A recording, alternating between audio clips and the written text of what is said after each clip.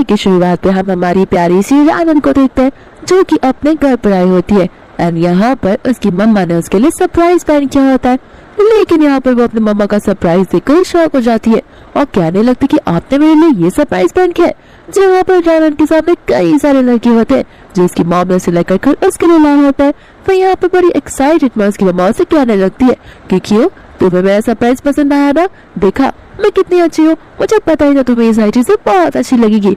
रानन यहाँ पर कहने लगती है कि मुझे नहीं लगता ये सारी चीजें करने की मेरी फिलहाल उम्र है, मुझे मेरा करियर सेट करना है, मुझे सीधा शादी नहीं करनी है। तो उसकी मॉम यहाँ पर उसे कहने लगती है कि मैंने कहा तुम्हें शादी करने के लिए कहा है, मैं तो तुम्हें डेट करने के लिए बोल रही हूँ। शादी से पहले तुम्हें सभी लड़कों को डेट करना चाहिए और हर एक चीज ट्राई करनी चाहिए, फिर फाइनली उससे शादी करना चाहिए जिसके साथ में तुम कंफर्टेबल हो और तुम्हारी उम्र ही क्या है।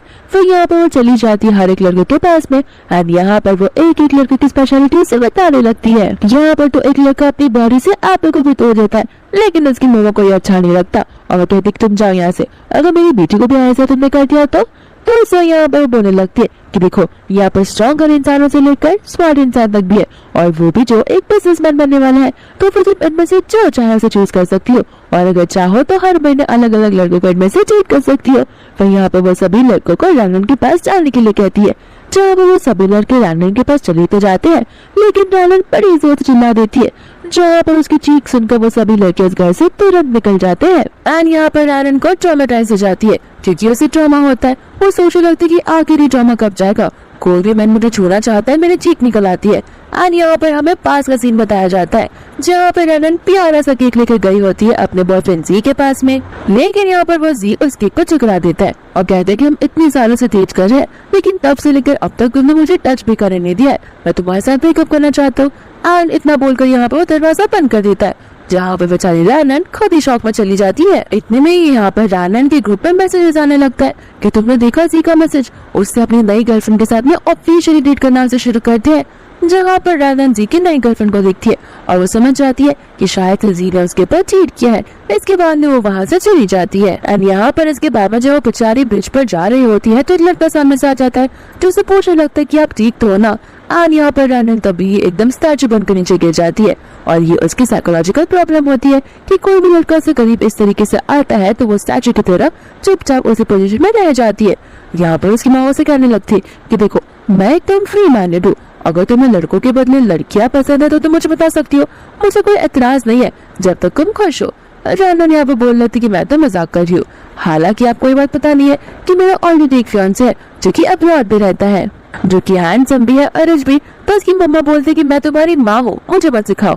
रानन बोलती कि मैं झूठ नहीं बोल रही और उसकी मम्मा कहती कि ठीक है एक काम करो, कल उसकी फैमिली को और उसे लंच पर इनवाइट करो, तो फिर क्या हम दोनों की फैमिली मिल लेंगी और हम आपस में बात भी कर लेंगे। एंड यहाँ पर अपनी मम्मा से वो एग्री करने लगती है। यहाँ पर रानन बोलने लगती है कि मैं तो मेरी मम्मा पर गई हूँ, जितना स्मार्ट मेरी मम्मा है उससे ज्यादा मैं स्मार्ट हूँ। मैंने ऑलरेडी चाइना आने के पहले 2 दिन पहले से यहाँ पर एक रोबोट वाले बॉयफ्रेंड को ऑर्डर कर दिया था, जहाँ पर जैसा बॉयफ्रेंड मुझे चाहिए वो बहुत जल्दी आ जाने वाला है। दूर से हम यहाँ पर एक ग्रैंडमा को देखते जिसके पीछे बहुत सारे बॉडीगार्ड्स पड़े होते हैं, लेकिन ये बॉडीगार्ड्स ग्रैंडमा के साथ ही होते हैं जो कि किसी और का पीछा कर रहे होते हैं। एंड यहाँ पर सभी लोग मिलकर लीन का पीछा कर रहे होते हैं। यहाँ पर लीन ग्रैंडमा से पीछे जुड़ा कर भाग रहा होता है। ग्रैंडमा यहाँ पर उसे कह रही होती है कि प्लीज मेरी एक बात सुन लो, बस एक और बार उस ब्लाइंड डेट पर चले जाओ, लेकिन यहाँ पर लीन उसे मना कर रहता है और बोलता है कि ब्लाइंड डेट पर मैं अब नहीं जाने वाला। ग्रैंडमा यहाँ पर बोलती है कि तुम ये सारी बातें छोड़ो, शादी करना बहुत ज्यादा इंपॉर्टेंट है, काम को क्या है वो तो बाद में भी होता रहेगा। लेकिन यहाँ पर लीन वो कहने लगता है कि ग्रैंडमा ऐसा नहीं हो सकता, मेरी कंपनी ने न्यूली रोबोट लॉन्च किया है और मैं नहीं चाहता कि इसमें कोई भी मिस्टेक हो। और यहाँ पर वो बड़ी तेजी से भागकर एक बॉक्स के अंदर छुप जाता है जहाँ पर उसके बॉडीगार्ड्स इसे छोड़ नहीं पाते हैं। फिर यहाँ पर वो बॉक्स में बैठे बैठे सोचने लगता है कि मुझे कब भी जाकर उस रोबोट को एक बार चेक करना ही होगा। अब तक तो उसकी डिलीवरी भी हो गई होगी, लेकिन यहाँ पर इसके पहले कि वो बाहर निकले कुछ वर्कर आकर इस बॉक्स को वैन के अंदर बैठा देते हैं। एंड यहाँ पर तो वो लोग उसकी आवाज को भी नहीं सुनते। दूसरे हम यहाँ पर उस रोबोट को भी देखते हैं जो कि स्टेयरकेस के यहाँ पर बस बैठा हुआ होता है। फिर यहाँ पर रानन रेडी हो जाती है लंच के लिए। यहाँ पर वो सोचने लगती है कि सभी फैमिली वालों के सामने मैं दिखा दूंगी कि मेरा बॉयफ्रेंड कितना ज्यादा स्मार्ट है और मुझे तो किसी को पता भी नहीं चलेगा कि वो तो एक रोबोट है। इतने टाइम में यहाँ पर उसका रोबोट वाला बॉयफ्रेंड डिलीवर हो जाता है एंड इस बॉक्स के अंदर कोई और नहीं बल्कि लीन ही होता है। लीन यहाँ पर सोच रहा होता है कि अब तो यहाँ पर क्लाइंट के पास डिलीवरी भी हो गई है, आखिर मैं इस जगह से कैसे एस्केप करूंगा। यहाँ पर रनन उसे लेकर घर के अंदर आ जाती है। यहाँ पर जैसे ही रनन बॉक्स को खोलती है, लीन एकदम स्टैचू की तरह बैठ जाता है। यहाँ पर वो मन में प्रे कर रहा होता है कि बस ये मुझे पहचान न ले कि मैं रोबोट नहीं बल्कि इंसान हूँ। फिर बाद में यहाँ पर रनन उस रोबोट को खड़ा करवाती है और उसकी स्किन को देखकर टच करने लगती है और सोचती कि मैंने जैसा सोचा था ये तो उससे भी ज्यादा हैंडसम है। तो यहाँ पर वो उसकी बॉडी को फील करने लगती है। यहाँ पर बाद में वो उस फोन को देखती है जहाँ पर वो उसके फीचर्स के बारे में सोचने लगती है और इस रोबोट को ऑन कैसे करना है उसका बटन ढूंढने लगती है। फिर यहाँ पर रोबोट अपने आप ऑन हो जाता है, यानी कि लीन बोलने लगता है कि मैं रोबोट नंबर 952 हूँ। इसके बाद में यहाँ पर रनन वो फीचर्स को ढूंढने लगती है जहाँ पर वो उसे लव वाले मोड में चेंज कर सके। यहाँ पर वो उसे लव मोड में चेंज होने के लिए कहती है एंड मन यहाँ पर लीन हेजिटेट करने लगता है कि मैं लव वाले मोड में कैसे चेंज हो सकता हूँ।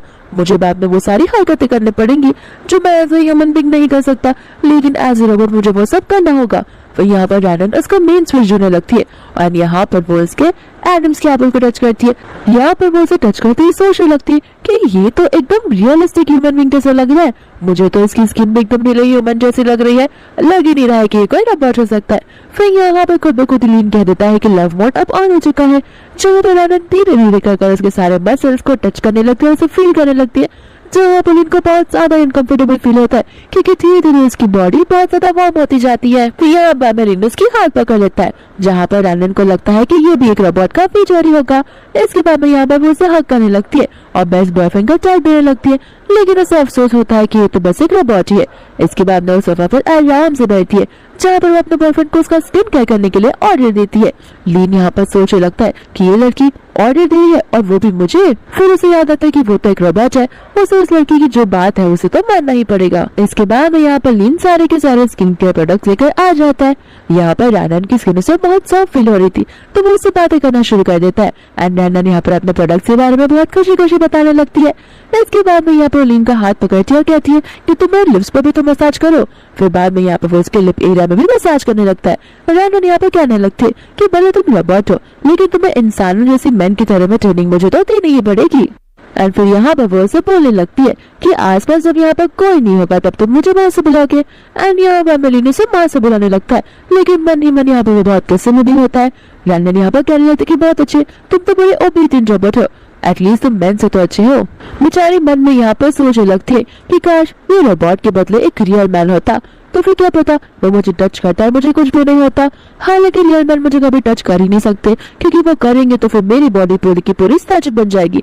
लेकिन यहाँ पर हमें पता चलता है कि लीन तो रियल पर्सन है लेकिन वो रनन को टच कर रहा है, बट फिर भी रनन को कुछ हो ही नहीं रहा है। इसका मतलब है कि उनके बीच में कोई तो कनेक्शन होगा।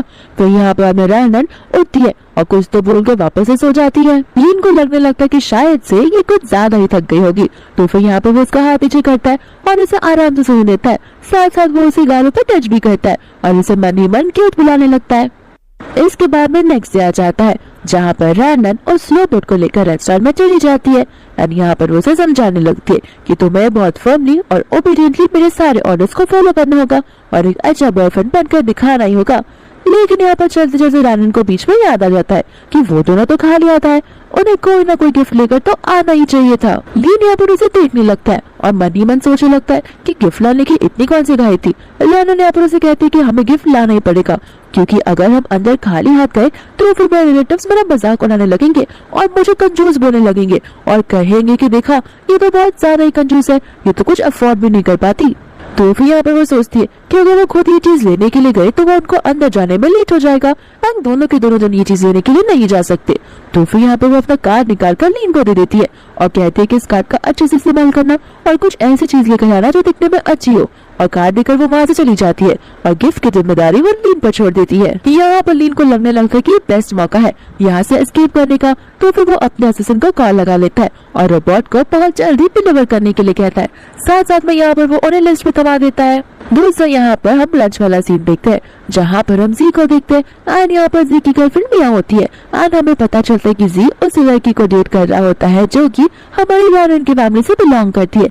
इसके बाद में रनन भी यहाँ पर आ जाती है जहाँ पर उसकी मम्मा उसके बॉयफ्रेंड के बारे में पूछने लगती है और रनन कहती है कि हाँ वो कुछ ही देर में यहाँ पर आता होगा, वो कुछ गिफ्ट देने के लिए गया है। यहाँ पर मिया बोलने लगती है कि कहीं तुमने घर वालों से झूठ तो नहीं कहा अपने बॉयफ्रेंड को लेकर और इतने साल बीत गए अभी भी तुम वैसी ही दिखती हो। जी भी यहाँ पर उसे सेम चीजें बोलने लगता है कि हाँ 5 साल बीत गए लेकिन तुम वैसी की वैसी हो। यहाँ पर रनन जी से बोलने लगती है कि मेरा पर्सनल मैटर है, तुम जैसे बाहर वाले लोग मेरी फैमिली के मैटर में टांग ना लड़ाओ तो बेहतर होगा। फिर यहाँ पर मिया बोलने लगती कि आखिर तुम्हारा बॉयफ्रेंड करता क्या है। दोस्तों यहाँ पर रनन सभी को सर्टिफिकेट भेज देती है उनके फोन में और बताने लगती है कि मेरा बॉयफ्रेंड तुम्हारे बॉयफ्रेंड जैसा कोई मामूली इंसान नहीं है जो अभी भी पढ़ाई कर रहा हो। वो एक बहुत बड़ा बिजनेसमैन है और वो ग्रुप का प्रेसिडेंट है। यहाँ पर आए हुए सभी लोग ये चीज को देखकर शॉक हो जाते हैं। साथ साथ यहाँ पर रनन अपने बॉयफ्रेंड का नेटवर्क भी बताती है। मिया तो सोचने लगती है क्या पता ये झूठ बोल रही हो। यहाँ पर रनन को पता होता है कि वो झूठ बोल रही है एंड मन में वो कहने लगती है कि वॉयल ग्रुप के प्रेसिडेंट को आज तक किसी ने भी नहीं देखा है और अगर मैं छोटे सा झूठ बोल भी देती हूँ तो इसमें क्या ही फर्क पड़ेगा क्योंकि कौन सा बड़ा वॉयल ग्रुप का रियल प्रेसिडेंट आकर यहाँ मेरे पास में बैठेगा। फिर यहाँ पर अंकल और आंटी सभी लोग बात करने लगते हैं कि क्या तुम सच में वॉरियर ग्रुप के प्रेसिडेंट के बारे में बात कर रही हो जो कि टाइगर के टॉप 1 कंट्री और कंपनी में से आता है। साथ साथ में यहाँ पर वो रचीज इंसान है। तो फिर रनन कहते कि हाँ आपने सही सुना। मिया यहाँ पर अंकल आंटी को बोलने लगती है कि मुझे नहीं लगता आपको रनन पर भरोसा करना चाहिए, कोई भी लोग ये सारी चीजों को फेक बना सकते हैं। साथ साथ जी भी यहाँ पर अंकल आंटी से कहता है कि हाँ मुझे तो इस लड़की की कही हुई एक भी बात पर भरोसा नहीं है, आप ऐसे ही अंदर इस पर भरोसा मत कीजिए। फिर बाद में यहाँ पर मिया बोलने लगती है कि आपको पता नहीं है यार ये जानबूझकर यहाँ पर आई है, वरना चाहती तो अब्रॉड में भी पढ़ाई कर सकती। उसे पता चला कि मैं और जी चाइना में आ रहे हैं तो वो हमारा पीछा करते हुए आ गई ताकि वो हमारे बीच में झगड़ा लगा सके और हमारे रिलेशनशिप को डिस्ट्रॉय कर सके। साथ साथ यहाँ पर जी भी अपने फादर इन लॉ को सभी चीजें झूठ बोलने लगता है। यहाँ पर वो अंकल गुस्से में आकर रनन से कहने लगता है कि देखो बेटा माना तुम्हें सारी चीजें चाहिए होती है इसका मतलब ये नहीं कि तुम जिद्दी बन जाओ और मेरी बेटी की लाइफ में इस तरीके से दखलअंदाजी करो और उसकी लाइफ बर्बाद करो। एंड यहाँ पर वो अंकल उसकी मम्मा से कहने लगते हैं कि आखिर तुमने इसे कैसे परवरिश दी है, यही सारे मैनर्स है जो तुमने इसे दिए हैं। यहाँ पर वो आंटी कहने लगती है कि मेरी बेटी पे उंगली उठाना बंद करो और उसे उल्टा सीधा भी बोलना बंद करो। लेकिन यहाँ पर बीच में मिया अपनी टांग लड़ा देती है और बोलने लगती है कि मुझे तो लगता है कि इसे शर्म भी नहीं आती क्योंकि देखो यहाँ पर वो फैमिली वाले लंच पर आई है लेकिन इसने कुछ लाया ही नहीं है अपने साथ में। और मेरे बॉयफ्रेंड जी को तो देखो यहाँ पर उसे कितना पुराना पोल का नेकलेस लाया और साथ साथ में यहाँ पर चिंगसन भी लाया है ना। मेरा बॉयफ्रेंड कितना परफेक्ट बॉयफ्रेंड। दोस्तों यहाँ पर रनन सोच रही होती है कि आखिर उसका रोबोटिक बॉयफ्रेंड गिफ्ट देने गया है या फिर बनाने गया है। मिया यहाँ पर रनन को पूछने लगती है कि चलो मैंने अपना गिफ्ट तो बता दिया, तुम अपना गिफ्ट तो हमें बताओ। यहाँ पर रनन कुछ बोले लेकिन इतने में वहाँ पर लीन आ जाता है जहाँ पर बहुत सारे गार्ड्स होते हैं और उन सभी के हाथ में प्रीशियस वाले गिफ्ट्स होते हैं।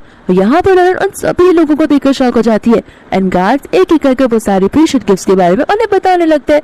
यहाँ पर रनन की मम्मा बहुत प्राउड फील करती है और अपने सन इन लॉ को शाबाशी देती है और कहते हैं कि सारी चीजें मेरे लिए लाने के लिए बहुत बहुत शुक्रिया। फिर बाद में यहाँ पे वो उसकी मम्मा और उसके भाई को बोलने लगती है कि देखा भैया मेरी बेटी का हस्बैंड यानी कि होने वाला हस्बैंड कितना ज्यादा स्मार्ट और हैंडसम और रिच है। यहाँ पर रनन की मामा को ये सारी चीजें सहन ही नहीं होती तो फिर यहाँ से वो गुस्से में सभी को लेकर जाने लगते हैं। यहाँ पर मिया भी गुस्से में होकर चली जाती है, हालांकि उसे बहुत सारी चीजें बोलनी होती है लेकिन उसके डैड उसे वापस बुला लेते हैं। दूसरा यहाँ पर रनन बोलने लगती है कि आखिर तुम इतने स्मार्ट निकलोगे मुझे पता नहीं था, तुम्हें आइडेंटिटी अपनी चेंज कर दी, इतने सारे बॉडीगार्ड्स को लेकर आ गए और मुझे भनक तक खबर नहीं थी। तुम तो बड़े स्मार्ट हो लेकिन मुझे तुम पर शक जा रहा है, तुम पक्का रोबोट ही हो ना या फिर कोई ह्यूमन बीइंग हो। यहाँ पे मन बिलीन सोचने लगता है कि मुझे इससे ये झूठ ज्यादा टाइम तक नहीं छुपाना चाहिए, एक ना एक दिन सच्चाई तो सामने आ ही जाएगी, क्यों ना मैं इसे अभी सारी बातें बता दूं। यहाँ पर इन्हें कुछ बोले इसके पहले यहाँ पर रनन बोलने लगती है कि जाने दो मैं ऐसी चीजों पर शक करने लगती हूँ, वैसे भी तुम जैसे रोबोट रियल लाइफ में कहाँ आ सकते हो। और यहाँ पर वो से ये तक कहती है कि अगर तुम रियल मैन होते और यहाँ मेरे सामने इतना क्लोज करे होते तो अब तक तो मेरी बॉडी फ्रीज भी हो जाती। फिर यहाँ पर वो से बाकी के गिफ्ट्स के बारे में कहने लगते हैं कि आखिर तुम इतने सारे फेक गिफ्ट कहाँ से लाए जो कि इतने रियल लगते हैं और गार्ड्स भी साथ साथ में थे जो कि तुम्हारे ही ऑर्डर को फॉलो कर रहे थे। तो फिर वो कहता है कि मेरी मास्टर के ऑर्डर को अच्छे से फॉलो करना यही मेरा नियम है। एंड यहाँ पर मनमोह कह रहा होता है कि वो गिफ्ट सारे फेक नहीं थे, बहुत महंगे और रियल थे। यहाँ पर बाद में रनन उसी गालों को टच करने लगती है और बोलती है कि तुम एकदम 5 स्टार रेटिंग दूंगी। एंड बाद में वो उसे घर चलने के लिए बोलती है, जहाँ पर लीन मन में सोचने लगता है कि जब जब ये मुझे टच करती है तब तक मेरी बॉडी में कुछ अजीब सी फीलिंग आती है।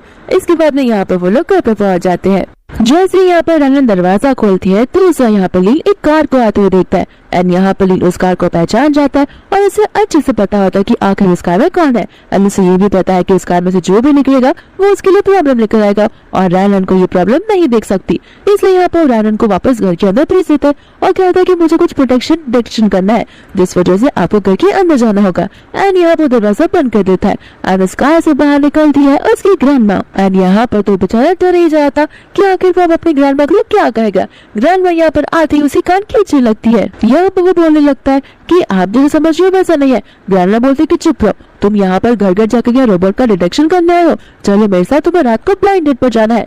यहाँ पर वो कहता है कि मेरी बातों पर विश्वास कीजिए, मैं यहाँ पर आपके लिए आया हूँ और यहाँ पर ऐसे भी मैं एक लड़की के साथ में हूँ और बहुत जल्द मैं आपको ग्रैंडसन देने वाला हूँ। ग्रैंडमा बोलती कि बस करो, आखिर यहाँ से बच कर जाने के लिए तुम कितना ही झूठ बोलोगे। लेकिन इतने में यहाँ पर रैनन दरवाजा ओपन कर देती है, जहाँ पर ग्रैंडमा रैनन को देखकर शॉक हो जाती है कि आखिर उनका ग्रैंडसन किसी लड़की के साथ में क्या कर रहा है, क्योंकि जब देखो तब वो लड़की से दूर भागता रहता है। रैनन यहाँ पर बोलने लगती है कि ग्रैंडसन, तुम कौन से ग्रैंडसन की बात कर रहे हो? मन में वो सोचने लगती है कि क्या ये बूढ़ी आंटी भी कोई एक रोबोट हो सकती है और इसके रिलेटेड हो। दूसरे यहाँ पर ग्रैंडमा मन में बोल रही होती है कि लगता है लीन इस बार झूठ नहीं बोल रहा, ग्रैंडसन को लेने वाली बात बहुत सच है एंड लगता है ये इस लड़की के साथ में प्यार में है। लेकिन यहाँ पर लीन मन ही मन सोचने लगता है कि अब तो मेरा सारा का सारा भांडा फूट ही जाएगा। एंड यहाँ पर लीन अपनी सच्चाई बोलने वाला था, लेकिन इतने में ग्रैंडमा खासते हुए अपने आप को इंट्रोड्यूस करवाती है, जहाँ पर वो अपने आप को रोबोट नंबर 962 बोलती है। एंड यहाँ पर वो रैनन से कहने लगती है कि मैं कंपनी से आई हूँ, हमारी कंपनी ने ऑलरेडी आपको रोबोट डिलीवर कर दिया है, लेकिन इसके बाद फीडबैक लेने की और चेकिंग करने की जिम्मेदारी हमारी है, तो मैं बस इसके लिए यहाँ पर आई हूँ। यहाँ पर वो लीन को आंख मारती है। दूसरा यहाँ पर रैनन उन सभी को अंदर आने के लिए कहती है। लीन यहाँ पर अंदर जाने से हेजिटेट तो करता है, लेकिन ग्रैंडमा उसे धक्के मारकर अंदर भेज देती है और खुद खुद भी अंदर चली जाती है और दरवाजे को लॉक कर देती है। यहाँ पर रैनन बैठकर सोचने लगती है कि आखिर वो ग्रैंडमा को क्या ऑफर करे। तो फिर यहाँ पर ग्रैंडमा को खुद ब खुद पूछने लगती है कि क्या रोबोट्स पानी पी सकते हैं या फिर आप खुद को चार्ज अप करना चाहोगी। ग्रैंडमा यहाँ पर कहते हैं कि थैंक यू, ये सब चीजों की कोई जरूरत नहीं है, मेरी बॉडी ऑलरेडी फुल्ली चार्ज है। यहाँ पर ग्रैंडमा बोलने लगती है कि तुम्हें पता तुम कितनी ज्यादा खूबसूरत दिखते हो, मैंने तुम्हारी जिस लड़की आज तक नहीं देखी जिसकी इतनी सॉफ्ट प्लम्प स्किन हो और वो इतनी व्हाइट और ग्लोइंग भी हो। फिर यहाँ पर रैनन बोलने लगती है ये नेचुरली नहीं आया ग्रैंडमा, रुकिए मैं भी आपको प्रोडक्ट दिखाती हूँ। एंड बाद में यहाँ पर अपने स्किन केयर रूटीन के प्रोडक्ट्स उनके साथ में शेयर करने लगती है ताकि ग्रैंडमा भी इसे यूज कर पाए, लेकिन वो श्योर नहीं होती कहीं एक ग्रैंडमा वाली रोबोट इस चीज को यूज कर पाएगी या फिर नहीं। एंड वो यहाँ पर ग्रैंडमा से खुद ब खुद ही पूछने लगती है कि आप क्या इन चीजों को लगा सकते हो? तो ग्रैंडमा कहती है कि यार हमारी स्किन एकदम नेचुरली बनाई जाती है जो कि एकदम ह्यूमन जैसी होती है, तो तुम चाहो तो इसे लगा कर भी देख सकती हो। एंड यहाँ वो ग्रैंडमा के फेस पे मॉइस्चराइजर लगा कर देखने लगती है, लेकिन रैनन यहाँ पर पूछने लगती है ये मॉइस्चराइजर तो बहुत ज्यादा वाटर बेस के फॉर्म में है, तो आपको नहीं लगता ये मशीन जैसी चीजों के अंदर जाकर कुछ क्रैक बना सकता है? लेकिन यहाँ पर ग्रैंडमा को जवाब क्या देना है वो समझ नहीं आता, बट लीन आ जाता है पीछे से। फिर यहाँ पर वो रैनन को समझाने लगता है कि आपको इन सब चीजों की टेंशन लेने की कोई जरूरत नहीं है, हमें बहुत ही हाई टेक्नोलॉजिकल चीजों से बनाया गया है, जहाँ पर हमारी मशीन के अंदर पानी में चला जाए तो वहाँ पर प्रॉब्लम्स नहीं आ सकती, ये तो बस एक मॉइस्चराइजर की बात है। यहाँ पर वो उससे पूछने लगती है कि आखिर तुम्हारा कौन सा मोड चल रहा है, और वो कह देता है कि लव वाला मोड, जहाँ पर लीनो से आई लव यू भी बोल देता है। और यहाँ पर सुनते ही रैनन के हार्ट बीट बहुत फास्ट हो जाते हैं और उसे कुछ समझ नहीं आता। यहाँ पर वो ग्रैंडमा से कहती है कि कोई चीजें मेरे कमरे में रह गई है तो मैं उसे अभी लेकर आती हूँ। फिर वहाँ से वो भाग जाती है, जहाँ पर वो सोचने लगती है कि आखिर मेरे साथ क्या गलत हो रहा है, मुझे समझ नहीं आ रहा, अचानक से मेरी हार्ट बीट इतनी फास्ट क्यों हो गई। और यहाँ पर वो सोचने लगती है कि काश वो एक रियल पर्सन होता, लेकिन क्या पता वो एक रियल पर्सन ही हो। लेकिन रैनन सोचती कि ऐसा हो ही नहीं सकता, अगर वो रियल मैन होता तो मेरी बॉडी फ्रीज हो जाती, जहाँ पे वो बाद में बहुत रिग्रेट करने लगती है। वो से यहाँ पर ग्रैंडमा लीन से कह रही होती है कि जिंदगी में पहली बार तुमने कोई अच्छा काम किया है, चलो अच्छी बात है, मुझे तुम्हारी क्यूरियोसिटी देखकर बहुत अच्छा लगा, लेकिन तुम मुझसे शादी कब करने वाले हो। ग्रैंडमा यहाँ पे उसे बोलने लगती है कि एक काम करते हैं, क्रिसमस के टाइम पे तुम्हारी एंगेजमेंट करवा देते हैं एंड न्यू ईयर के टाइम पे तुम्हारी शादी, एंड नेक्स्ट ईयर तक मुझे एक अच्छा ग्रैंडसन भी मिल जाएगा। लेकिन यहाँ पर लीन ग्रैंडमा को चुप रहने के लिए कहता है और बोलता है अपने ख्याली पुलाव पकाना बंद कीजिए। और ग्रैंडमा को यहाँ पे वो कहने लगता है कि उसके अकॉर्डिंग अभी भी मैं एक रोबोट हूँ, उसे पता नहीं है कि मैं एक इंसान हूँ। अगर इंसान होता कन्फेस करे तो बात अलग है, लेकिन एक रोबोट को कोई इमोशंस कैसे आ सकते हैं। मन में यहाँ पर लीन सोचने लगता है कि अगर उसे पता चला कि मैं एक इंसान हूँ तो हो सकता है उसे बहुत ज्यादा गुस्सा है। ग्रैंडमा यहाँ पर उसे कहने लगती है कि इन सारी चीजों की फिक्र तुम्हें करने की कोई जरूरत नहीं है, वो सारी चीजें मैं हैंडल कर लूंगी। एंड इतने में यहाँ पर रैनन वापस आ जाती है एंड यहाँ पर ग्रैंडमा से बोलने लगती है कि हमें चलकर वेडिंग सर्टिफिकेट लेना ही होगा। रैनन को कुछ समझ नहीं आता तो फिर यहाँ पर ग्रैंडमा अपने रोबोट वाले मोड में आ जाती है और कहने लगती है हमारी कंपनी के अकॉर्डिंग आपने एक बॉयफ्रेंड वाले मटेरियल का ऑर्डर किया है, तो अगर आप एक वीक के अंदर वेडिंग सर्टिफिकेट ले लेते हैं तो फिर आपको 1 लाख रुपीज का बोनस मिलेगा। यहाँ पर रैनन 1 लाख रुपीज को सुन नहीं पाती और शॉक हो जाती है, कहती कि आपने 1 लाख रुपीज का या फिर 100 रुपए का है। ग्रैंडमा बाद में यहाँ पर अपनी चीजें रिपीट करने लगती है और कहते हैं कि 100 रुपीज नहीं है 1 लाख रुपीज है, आपको 1 लाख रुपीज का बोनस मिलेगा। और तो यहाँ पर रैनन 1 लाख सुनते ही बहुत एक्साइटेड हो जाती है और ग्रैंडमा को लेकर वहाँ से जाने लगती है। फिर बाद में अब यहाँ पर रैनन को देखते हैं जो कि अपनी वेडिंग ड्रेस में होती है। साथ साथ में यहाँ पर लीन भी आ जाता है पूरा ग्रूम बनकर। लीन तो यहाँ पर उसे देख ही रहा था और रैनन की पूरे बॉडी और चेहरे से तो उसकी नजर ही नहीं हटी थी, लेकिन यहाँ पर ग्रैंडमा लीन को धक्का दे देती है और कहने लगती है कि मेरी डॉटर इन लॉ तो कुछ ज्यादा ब्यूटीफुल दिख रही है। तो यहाँ पर वो उसे कई सारे फोटोज दिखाती है और उसे अपने फैमिली ग्रुप पर भेज देती है और मन में कहने लगती है कि मेरी बहन तो मेरी इस ब्यूटीफुल डॉटर इन लॉ को देखकर तो बहुत जेलस फील करने लगेगी। इतने में ही ग्रैंडमा को घर से कॉल आने लगते हैं तो फिर ग्रैंडमा यहाँ पर लीन से कहने लगते है कि मुझे कुछ इम्पोर्टेंट कॉल आ रहा है तो मैं कॉल को पिक कर आती हूँ, लेकिन तब तक मेरी डॉटर इन लॉ का ध्यान रखना, उसे परेशान मत करना। इतना बोलकर ग्रैंडमा खुशी खुशी वहाँ से कॉल पिक करने के लिए चली जाती है। ग्रैंडमा के वहां से जाने के बाद लीन यहाँ पर रैनन से कहने लगता है कि मेरी ग्रैंडमा की कोई भी बातों का पूरा मत मानना। रैनन यहाँ पर कहने लगती है कि तुम टेंशन मत लो, तुम्हारी ग्रैंडमा का मोड वही होगा, अक्सर मेरी मॉम भी इसी मोड में रहा करती है, तो ये बहुत नॉर्मल सी बात है, तुम्हें टेंशन लेने की कोई जरूरत नहीं है। यहाँ पर रैनन को अपनी ड्रेस बहुत अनकंफर्टेबल लग रही होती है तो वो लीन से कहती है कि मैं भी चेंज कर आती हूँ। तो फिर यहाँ पर वो चेंज करने के लिए चली जाती है जहाँ पर स्टाफ उसकी मदद करने के लिए आती है एंड स्टाफ कोई और नहीं बल्कि उसकी बेस्टी फ्रेंड भी नहीं होती है एंड यहाँ पर वो एक दूसरे को देखकर बहुत खुश हो जाते हैं। यहाँ पर मिनी बोलने लगती है कि तुम्हें अब्रॉड गए हुए 6 साल हो गए और तब से लेके अब तक हम मिले ही नहीं है और तुम चाइना आई हो, तुमने मुझे अभी तक ये क्यों नहीं बताया। रैनन बोलने लगती है कि मैं मम्मा की वजह से चीजों में फंस गई थी, मैं तुमसे सबसे पहले आकर मिलने आई थी। मिनी यहाँ पर उसका नेकलेस नोटिस करती है और बोलती है कि ये तो वही नेकलेस है जो मैंने तुम्हें दिया था, मुझे तो लगा कि तुम में से कचरा समझकर कब का फेंक दी रहोगी, लेकिन ये तो बहुत अच्छी बात है कि अब तक तुमने इसे संभाल कर रखा है। दूसरा यहाँ पर ग्रैंडमा आ जाती है और यहाँ पर ग्रैंडमा उन दोनों की बातों को सुन रही होती है। जहाँ पर ग्रैंडमा को लगने लगता है कि मुझे लगता है विलन की एंट्री हो चुकी है और ये लड़की मेरी डॉटर इन लॉ को बुली करने की कोशिश कर रही है और मैं इसे बिल्कुल भी नहीं छोड़ूंगी। फिर यहाँ पर लीन को कॉल करके सब कुछ बता देती है एंड लीन यहाँ पर सभी गार्ड्स को लेकर आ जाता है। फिर यहाँ से रैनन और उसकी बेस्टी मिनी चेंजिंग रूम से बाहर निकलते जहाँ पर वो लीन और ग्रैंडमा साथ साथ कई सारे बॉडीगार्ड्स को देखते हैं। रैनन यहाँ पर उससे पूछती है कि आखिर चल क्या रहा है तो फिर लीन उसे अपनी ओर करता है और यहाँ पर उस स्टाफ को एक रूम बताते हुए क्या देता है कि जो पूरा स्टोर रूम है वो मैंने सब कुछ बाय कर लिया और अभी मेरे नाम पर है, तो फिर तुम मेरी वाइफ को बुली नहीं कर सकती। यहाँ पर रैनन कुछ कहे इसके पहले ही लीन उसे बोलने लगता है कि तुम्हें उस स्टाफ की साइड लेने की कोई जरूरत नहीं है, मैं तुम्हें सपोर्ट करूंगा, तुम डरो मत, मैं तुम्हारे साथ हूँ। यहाँ पर दूसरा मिनी उसे बोलने लगती है कि तुम तो बहुत लकी निकली, तुमने तो कितना अमीर इंसान के साथ में शादी की है, ये तो मेरे लिए बहुत बड़ा लकी चीज है क्योंकि मैं भी अब अपना गुजारा निकाल सकती हूँ। दूसरा यहाँ पर ग्रैंडमा उस नेकलेस को देख देती है जो कि नीचे गिरा था तो फिर रैनन से उठाकर बोलने लगती कि हाँ ये नेकलेस मेरी बेस्टी मिनी ने मुझे दिया था, यानी कि ये स्टाफ ने, और यहाँ पर मैंने इसे संभाल कर रखा था, तो मैं उसे वही कहती कि इसे फेंक दो क्योंकि इसे बहुत टाइम हो गया, लेकिन मैं इसे अभी भी संभाल कर रखना चाहती हूँ। दूसरा लीन यहाँ पर अपनी ग्रैंडमा को देखता है। यहाँ पर ग्रैंडमा बोलने लगती कि शायद से कुछ मिसअंडरस्टैंडिंग हो गई होगी। फिर यहाँ पर बाद में जैसे ही लीन उनसे सवाल जवाब करने लगता है ग्रैंडमा यहाँ पर बोलने लगती है कि रोबोटिक बॉडी में कुछ तो माल फंक्शन हो रहा है, हमें फैक्ट्री में वापस लौटना होगा। और इतना बोलकर वो रोबोट जैसे बाहर निकल जाती है सभी गार्ड्स को लेकर। इसके बाद में यहाँ पर रैनन लीन से पूछते कि तुम्हें क्या लगा वो मुझे बुली कर रही थी, एंड यहाँ पर वो उसे गालों पर किस कर देती है और थैंक यू बोलती है हमेशा से प्रोटेक्ट करने के लिए। और यहाँ पर वो उसे ये तक कहती है कि अगर तुम रियल लाइफ में मैन होते तो मैं तुमसे पक्का शादी कर लेती। एंड यहाँ पर वो खुश होने लगता है और उसे पूछता है कि सच में, वो बोलती कि हाँ, लेकिन हाँ मुझे वो इंसान बिल्कुल नहीं पसंद जो झूठ बोला करते हैं। यहाँ पर लीन अपनी सच्चाई बताने वाला था, लेकिन ये झूठ वाली बातों को सुनकर वो वापस चुप रह जाता है और उसे समझ नहीं आता कि आखिर वो सच्चाई का सामना अब कैसे करेगा। दूसरे यहाँ पर हम सीरियल वाले रॉबर्ट को देखते हैं जिसकी बॉडी ऑटोमेटिकली एक्टिवेट हो जाती है और यहाँ पर उसका टास्क होता है रनन के घर पर जाना। तो फिर उसकी बॉडी खुद ब खुद चलकर रनन के घर तक पहुंच जाती है और यहाँ पर रनन दरवाजा खटखटाने लगता है, जहाँ पर रनन आकर दरवाजा खोलती है और यहाँ पर वो रोबोट अपना इंट्रोडक्शन देता है एंड रनन यहाँ पर गुस्से में आकर लीन को बुलाती है। जो लीन को लगता है कि अब तो मैं गया। फिर रनन बोलती कि हो सकता है तुम्हारी कंपनी से डिलीवरी में कुछ मिस्टेक हुई हो। लीन बोलता है कि हाँ कोई बात नहीं, तुम अंदर जाओ, इस मैटर को मैं हैंडल कर दूंगा। एंड यहाँ पर लीन को वो बात याद आने लगती है जहाँ पर रनन ने उसे झूठी वाली बात कही थी कि उसे वो लोग बिल्कुल नहीं पसंद जो उसे झूठ बोलते हैं। फिर बाद में यहाँ पर वो सोचने लगता है कि कुछ भी करके मुझे इस रोबोट को यहाँ से लेकर जाना ही होगा। तो यहाँ पर वो उसे घसीटते हुए बाहर लेकर जाता है।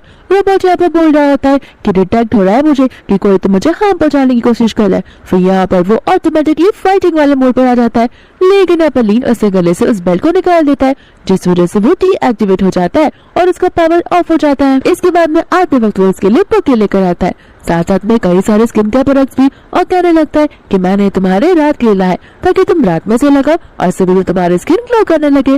तो फिर यहाँ पर वो उसे कहती है कि तुमने मेरे लिए इतना अच्छा गिफ्ट लाया, मैं भी तुम्हारे लिए टायर से गिफ्ट लाऊंगी, एक बहुत अच्छी मेगापिक्सल की बैटरी। यहाँ पर लीन उस गिफ्ट को सुनकर खुश तो होता है लेकिन मन ही मन बहुत दुखी होता है। इसके बाद में यहाँ पर वो उस प्रोडक्ट को निकालता है और रनन के फेस पर लगाने लगता है। इसके बाद में यहाँ पर वो उसे पानी पीने के लिए देता है, जहाँ पर रनन और उसका हाथ एक साथ में टच होने लगता है। रनन यहाँ पे मन में सोचती है कि काश मुझे वो ट्रॉमेटाइज वाली डिसीज नहीं होती और काश ही रियल मैन होता। तो यहाँ पर उन दोनों की क्लोजनेस बहुत ज्यादा बढ़ जाती है। ऐसा लग रहा था कि दोनों किस करेंगे, लेकिन रनन से हाथ से वो पानी गिरकर उसकी शर्ट पर गिर जाता है, जहाँ पर रनन उसे साफ करने लगती है, लेकिन लीन उसका हाथ पकड़कर उसे दूर करता है। बाद में यहाँ पर वो उसे कहता है कि आपको टेंशन लेने की जरूरत नहीं है, मेरी बॉडी बड़ी ही मशीन से बनी हो लेकिन वो वाटर प्रूफ है। फिर यहाँ पर रनन उसे दूर हटती है और कहती है कि ठीक है तुम अपनी बॉडी को चार्ज अप कर लेना कल के इवेंट के लिए। एंड यहाँ पर वो अपने बेडरूम में जाकर सोचने लगती है कि आखिर वो मामूली से रोबोट और मशीन ही तो है, आखिर न जाने की मुझे उसे लेकर इमोशनल वाली चीजें आने लगती है। दोस्तों यहाँ पर वो लोग उस इवेंट में आ जाते हैं। रनन यहाँ पर लीन से कहने लगती है कि तुम इन लड़कियों की आंखों को देख रही हो, बस सभी के सभी लोग तुम्हें देख रहे हैं। एंड यहाँ पर लीन में रनन का हाथ टाइटली पकड़ लेता है। दोस्तों यहाँ पर वो लड़कियां आपस में बात कर रही होती है कि मैंने तो सुना है कि इसका बॉयफ्रेंड बहुत जल्दी इसके साथ में शादी करने वाला है और तो ये वॉरियर ग्रुप का प्रेसिडेंट भी है। साथ साथ में यहाँ पर शीन करने लगती है वॉरियर ग्रुप का प्रेसिडेंट और ये इंसान, मैंने तो सुना है कि वो किसी पब्लिक इवेंट में जल्दी से जाता नहीं है। दोस्तों यहाँ पर मिया भी होती है जो उन्हें उनकी तारीफ करते हुए सुन लेती है और मन ही मन बोलने लगती है कि मैं इसके बॉयफ्रेंड को छीन कर ही लाऊंगी। लीन यहाँ पर कुछ काम से पार्टी की ओर चला जाता है एंड मिया मौके का फायदा देकर आ जाती है रनन से बात करने के लिए। फिर उससे वो कहती है कि मैं तुम्हें तुम्हारे बॉयफ्रेंड के बदले 10 सोने के सिक्के दूंगी और बिस्किट्स भी। रनन यहाँ पर सोचने लगती है कि इसमें तो मेरे 5 और रोबोट्स आ जाएंगे। तो फिर यहाँ पर वो कहती है कि ठीक है 20 सिक्के और 20 बिस्किट्स ले लेना। एंड रनन यहाँ पर मान जाती है, जहाँ पर वो अपने रोबोट की ट्रेनिंग करने के लिए रेडी हो जाती है। इसके बाद में इतने में यहाँ पर लीन आ जाता है, तो फिर वो मिया उसके पास जाने लगती है, लेकिन लीन उसे इग्नोर कर रनन के पास जाता है और कहते हैं कि मुझे माफ कर देना, रनन मेरी होने वाली फियांसी है और इसके अलावा मैं किसी और लड़की की तरफ आंख उठाकर भी नहीं देखता। रनन यहाँ पर बोलने लगती है कि हाँ एक रोबोट कैसे चीट कर सकता है। तो फिर मिया वो कहते हैं कि मेरे स्टूडियो अपार्टमेंट के लिए इन्वेस्टमेंट करने के लिए बहुत बहुत शुक्रिया, मैं तुम्हें क्रेडिट देना नहीं भूलूंगी। मिया को यहाँ पर गुस्सा आने लगता है और वो कहने लगती है कि तुमने कहा कि तुम्हारा बॉयफ्रेंड रोबोट है, और मन ही मन यहाँ पर बोलने लगती है कि देखना अब तो मैं तुम्हें बिल्कुल भी नहीं छोड़ने वाली हूँ। इतने में यहाँ पर वो अनाउंसर आ जाता है, जहाँ पर वो अनाउंसमेंट करना शुरू कर देता है, जहाँ पर वो इवेंट और सभी का वेलकम करता है। साथ साथ में यहाँ पर वो रनन को भी बुलाता है क्योंकि रनन का सबसे पहला प्रेजेंटेशन देना होता है। रनन यहाँ पर जैसे ही अपने पेन को कनेक्ट करती है उसकी स्क्रीन पर कुछ नजर ही नहीं आता और सब कुछ ब्लैंक हो जाता है। फिर यहाँ पर मिया मन ही मन मुस्कुराने लगती है और मन ही मन बोलने लगती है कि मुझे लगा ही था ये सब होगा, इसलिए मैंने यहाँ पर पहले से उसकी पेन ड्राइव को एक्सचेंज कर हैक कर दिया था ताकि वो कुछ भी कर ले लेकिन प्रेजेंटेशन प्रेजेंट ही ना हो पाए। रनन यहाँ पर समझ जाती है कि इन सब के पीछे मिया का हाथ है। इतने में यहाँ पर सभी लोग आपस में बात करने लगते हैं कि आखिर ये अपना प्रेजेंटेशन स्टार्ट क्यों नहीं कर रही है। तो फिर मिया यहाँ पर स्टेज पर आकर रनन को बात उठाती है और कहती है कि टाइम वेस्ट करना बंद करो, कम से कम मुझे मेरा तो प्रेजेंटेशन देना। तो एंड यहाँ पर मिया जैसे ही पेन ड्राइव को अटैच करती है तो फिर यहाँ पर वो प्रोजेक्ट सामने आ जाता है। यहाँ पर रनन उस पर चिल्लाते हुए कहती है कि आखिर मेरा प्रोजेक्ट तुम्हारे पास में क्या कर रहा है। तो फिर यहाँ पर वो कहने लगती है कि क्यों तुम्हें लगता है तुम्हारा डिजाइन है, तो फिर तुम्हारे पास प्रूफ क्या है और तुम लोगों को क्या बोलोगी। यहाँ पर इतने में ही लीन स्टेज पर आ जाता है। मिया मन में बोलने लगती है कि ये बॉडीगार्ड आखिर कर ही क्या सकता है, लेकिन यहाँ पर लीन कोडिंग का चीज यूज करने लगता है, जहाँ पर वो उस पेन ड्राइव को वापस वर्क करा लेता है। फिर यहाँ पर सभी के सामने वो रानन के वो ड्राफ्टिंग वाले प्रोज भी रखता है। यहाँ पर सभी लोगों को समझ आ जाता है कि रानन के पास जो प्रोजेक्ट है उसका ड्राफ्ट भी अवेलेबल है, लेकिन मिया के पास इस प्रोजेक्ट का ड्राफ्ट अवेलेबल नहीं है। लेकिन इतने में अनाउंसर को मैसेज आ जाता है कि आज के इवेंट में जो मिसेस रानन का प्रोजेक्ट है उसे किसी ने कॉपी कर लिया है, जो कि मिया है। तो फिर चुपचाप यहाँ पे वो प्रोजेक्ट जो है मिसेस रानन को दे दिया जाए। एंड यहाँ पर अनाउंसर वो साइड से अनाउंस करते हुए रानन को कंग्रेचुलेशंस बोलने लगता है, क्योंकि वो प्रोजेक्ट रानन के हाथों में लग गया है। यहाँ पर मिया को गुस्सा आने लगता है और वो मन ही मन में बदला निकालने की आग में चली जाती है। दूसरा यहाँ पर वो लोग स्विमिंग पूल वाले एरिया में आ जाते हैं, जहाँ पर लीन को लगता है कि सही समय है सारी चीजों को कन्फेस करने का। लेकिन इतने में यहाँ पर मिया आ जाती है, जो कि रानन को स्विमिंग पूल में धक्का दे देती है। एंड रानन यहाँ पर पानी में बेहोश होने लगती है, जहाँ पर उसे मिया की आवाज आ रही होती है। एंड मिया यहाँ पर बोल रही होती है कि मैं भी देखना चाहती हूँ कि तुम्हारा रोबोट वाला बॉयफ्रेंड तुम्हारी क्या ही मदद कर सकता है। इतने में यहाँ पर लीन पानी के अंदर कूद जाता है और उसे किस करके जगाने लगता है। फिर यहाँ पर बाद में रानन की नींद खुलती है और यहाँ पर वो उसे लेकर ऊपर आ जाता है। रानन यहाँ पर बहुत ज्यादा टेंशन में आने लगती है कि कहीं लीन की बॉडी क्रैश करना ना शुरू हो जाए, क्योंकि इसमें इलेक्ट्रिकल कॉन्फ़िगरेशंस आ सकते हैं। यहाँ पर दूसरी मिया बड़ी खुश हो रही होती है और कहने लगती कि देखना अब तुम्हारा रोबोटिक बॉयफ्रेंड ज्यादा टाइम तक जिंदा नहीं रह पाएगा। लेकिन इतने में यहाँ पर ग्रैंड आकर बोलने लगती है कि रोबोटिक बॉयफ्रेंड तुम्हारी हिम्मत कैसे हुई मेरे ग्रैंडसन को रोबोट बोलने की। यहाँ पर मिया को कुछ समझ नहीं आता। ग्रामा यहाँ पर लीन की सारी सच्चाई बोल देती है, जहाँ पर बेचारी रानन को बहुत ज्यादा बेचैन फील होता है। एंड यहाँ से बाद में वो जाने लगती है, जहाँ पर एक एक करके रानन को वो सारी मेमोरीज याद आने लगती है जब लीन ने उसे टच किया था, लेकिन उसकी बॉडी कभी भी फ्रीज नहीं हुई थी। यहाँ पर लीन उसका पीछा करते हुए आ जाता है और उसे माफी मांगने लगता है, लेकिन रानन उसकी बात सुनती नहीं है। लीन कहते कि बस एक बार मेरी बात को सुन लो तो मैं सब कुछ पता चल जाएगा। एंड लीन यहाँ पर एक एक कर उसे सारी चीजें बताने लगता है कि उस दिन मैं तुम्हारे घर पर बाय मिस्टेक आ गया था। मैं तुम्हें सच्चाई बताने का रास्ता ढूंढ तो रहा था, लेकिन हर पल में डिले हो जा रहा था, लेकिन आज समय सब कुछ पता चल गया। तुम बस मुझे एक और मौका देकर देखो।